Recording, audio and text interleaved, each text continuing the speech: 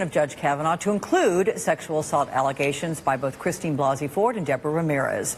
Let's bring in Democratic Congressman Mike Quigley of Illinois. He is a member of the Intelligence Committee. Welcome back to the broadcast on this Sunday morning, sir. Let's talk about what the president said, that they're going to have free reign. But it's also reported that the White House has given the FBI very specific instructions. So how is this going to work? I've watched the president attempt to pressure the Justice Department and the FBI for 2 years now on the Russian investigation. I think you're just beginning to see the beginnings of the president trying to do the same thing with the Kavanaugh investigation. We have to be very mindful that a week is a short stretch of time to complete such an investigation.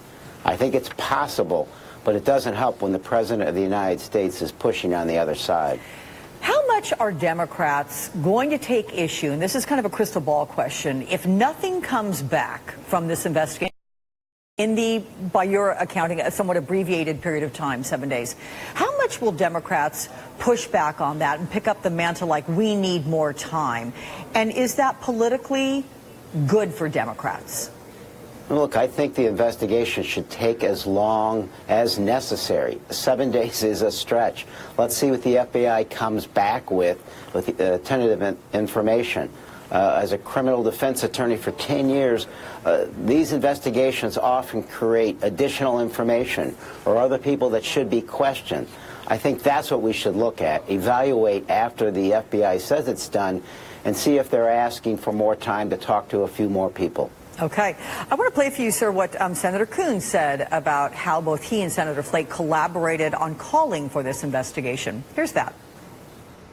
Jeff Flake is the real hero here of what happened. He just needed some reassurance to listen to his own conscience and to recognize that the very real doubts he had at the end of Dr. Ford's testimony, and which a number of other colleagues had, were worth taking a pause and investigating. I'm curious what you make of how this last-minute decision by Senator Flake came about, how much this might give you some insight into how Senators Collins and Murkowski could potentially end up voting. I think you had to be there on the Hill. It was an amazing couple of days, an extraordinary time where the Hill was just transfixed with this extraordinarily powerful, credible testimony of Dr. Ford. I served with Senator Flake when he was in the House of Representatives, and I appreciate the fact that he made the right decision here.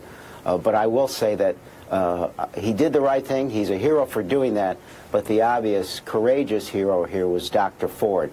How they react to this now depends on how the investigation takes place and whether the FBI has the resources and the time needed to do the job right.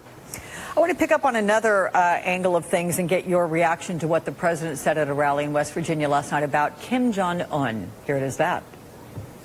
I was really being tough, and so was he. And we would go back and forth, and then we fell in love, okay? No, really. He wrote me beautiful letters, and they're great letters. We fell in love. Interesting. Is this part of some sort of a strategy for diplomacy's sake? I have a hard time trying to understand the president's words and actions at times. This is as strange as it gets. He does have a proclivity for what he views as strong men. All too often they are brutal dictators like Putin and the leader in North Korea.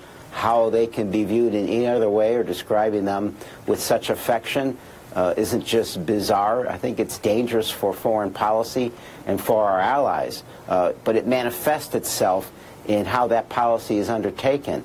The fact of the matter is the president shut out our allies when we were trying to move forward with diplomatic means in North Korea, and we're not exactly sure exactly what he gave away, including the right to do the maneuvers, military maneuvers, that help keep our allies and ultimately our own country safe.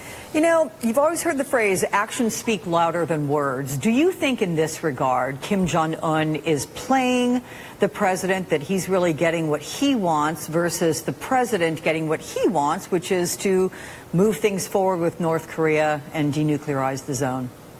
I don't believe that the leader in the North, Kim, has any intention at all of denuclearizing anytime soon. I think before the meeting with President Trump, he went into China and met with leadership there, came back with the assurance that they weren't going to do anything dramatic. The president wants to move forward in trying to denuclearize the Korean Peninsula. He's going to need to work with our allies. He's going to need to work closely with the Chinese and the Russians to force a decision upon him. It's not going to be because they somehow fell in love. Democratic Congressman Mike Quigley of Illinois, awfully good to see you again. Thank you so much. Thank you. He blew his